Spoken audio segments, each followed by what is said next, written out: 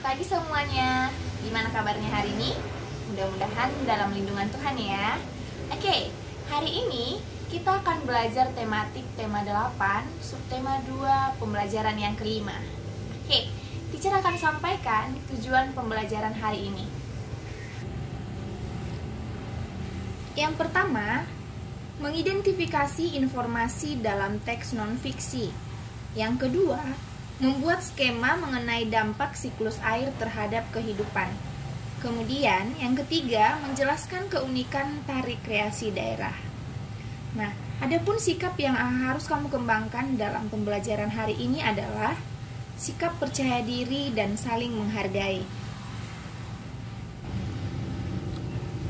Indonesia merupakan negara yang memiliki keragaman. Nah, tahukah kamu, di berbagai daerah di Indonesia terdapat ritual unik untuk memanggil hujan di musim kemarau. Coba perhatikan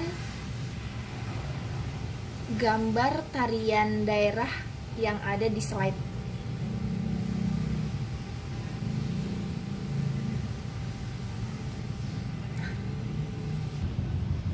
Gambar yang pertama merupakan tari suling dewa dari Lombok.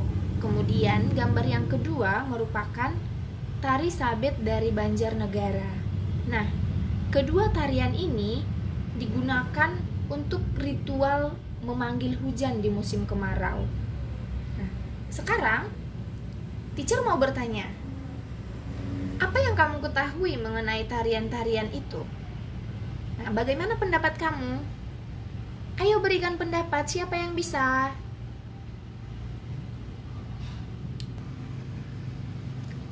Untuk mengetahui informasi-informasi mengenai tarian daerah Indonesia, kamu dapat membaca buku kamu dan juga kamu dapat membaca melalui internet. Nah, untuk mengetahui atau mengidentifikasi informasi dalam sebuah teks, kamu dapat menggunakan rumus 5W tambah 1H. 5W itu apa ya, teacher? Oke. 5W itu adalah what, when, where, who, dan why.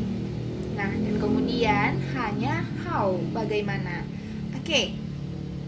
Untuk memperdalam pengetahuan kamu atau untuk mengaplikasikan dalam mengidentifikasi informasi dalam teks non-fiksi, kamu dapat melihat dan membaca teks yang ada di buku kamu halaman 70.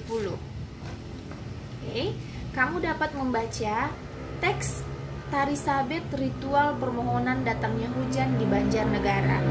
Nah, setelah kamu membaca, kamu dapat mencari informasi dengan menjawab pertanyaan yang ada di bukumu. Di sana sudah jelas ya, ada beberapa pertanyaan dengan rumus 5W tambah 1H. Setelah kamu membaca dan menjawab pertanyaan itu, tentu kamu menemukan informasi penting dalam teks tersebut. Nah, sekarang kita akan lanjut pembelajaran kita mengenai poster dampak siklus air terhadap kehidupan. Pada pembelajaran sebelumnya, kita telah mempelajari proses terjadinya siklus air.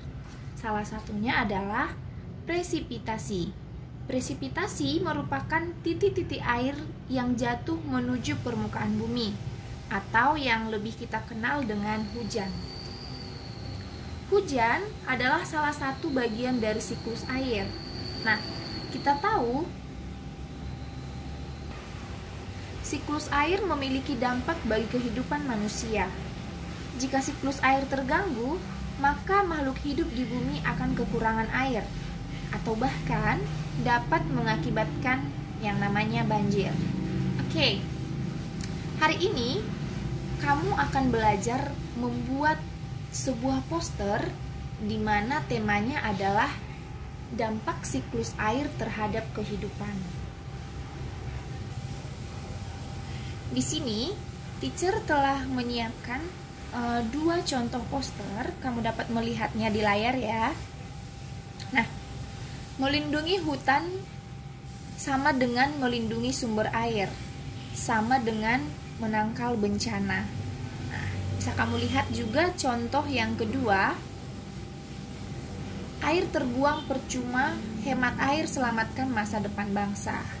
Oke, dari kedua contoh ini, kira-kira apakah sudah muncul sebuah ide dalam pikiran kamu?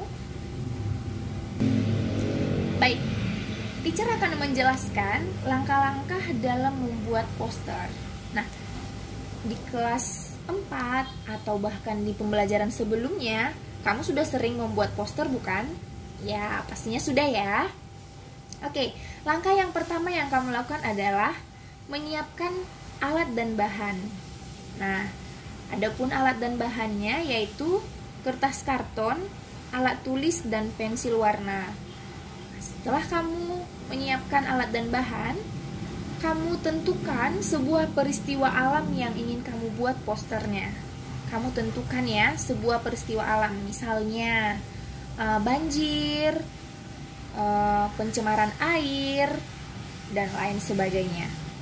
Oke, setelah kamu menentukan peristiwa alamnya, apa lagi yang akan kamu lakukan? Nah, kamu lanjut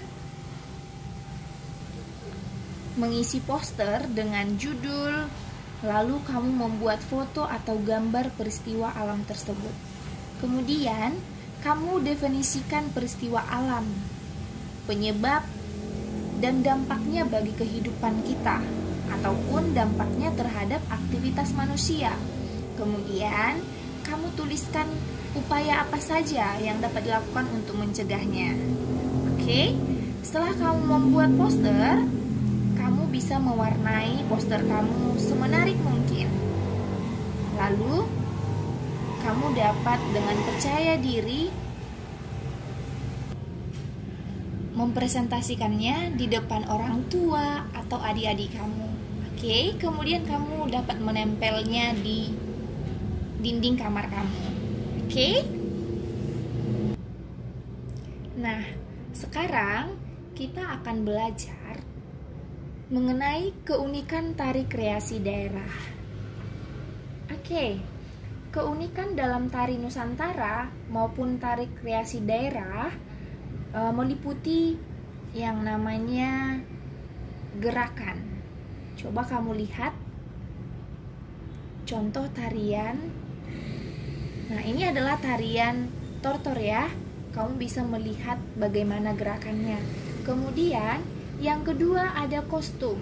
Nah, kostum itu meliputi pakaian ataupun kostum yang digunakan oleh si penari.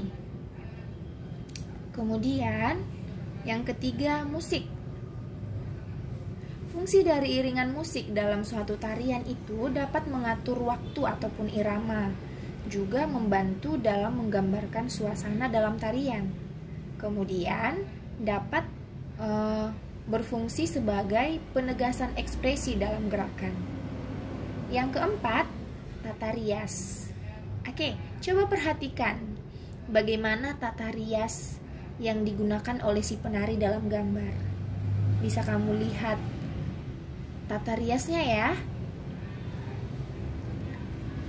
Dalam setiap daerah pasti memiliki keunikan tari masing-masing. Nah, itu menunjukkan bahwa Indonesia merupakan negara yang kaya akan budaya. Oke, pasti kita bangga akan hal itu ya. Baik, sampai di sini penjelasan dari teacher. Hari ini kamu sudah belajar banyak hal, mulai dari faktor-faktor yang mempengaruhi siklus air, kemudian kamu dapat mencari informasi dalam teks non-fiksi, lalu membuat poster, dan kemudian yang terakhir ini adalah keunikan tari kreasi daerah.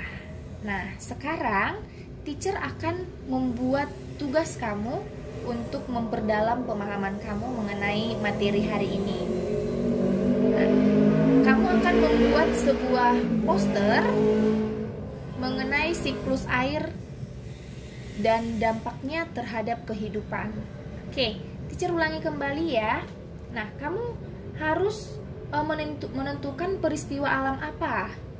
Oke, misalnya tadi ya, banjir, ataupun longsor, kemudian pencemaran air, dan lain sebagainya. Nah, setelah itu, kamu dapat mengerjakan Ayo Berlatih di bukumu pada halaman 73, yaitu nomor 1 sampai nomor 4. Oke, sampai di sini mengerti ya? Oke. Nah, teacher harapkan semua anak-anak teacher mengerjakan tugas dengan baik dan mengikuti pembelajaran dengan baik juga. Oke, sampai di sini penjelasan dari teacher. Mudah-mudahan bermanfaat. Tetap semangat. Tuhan Yesus memberkati. God bless you.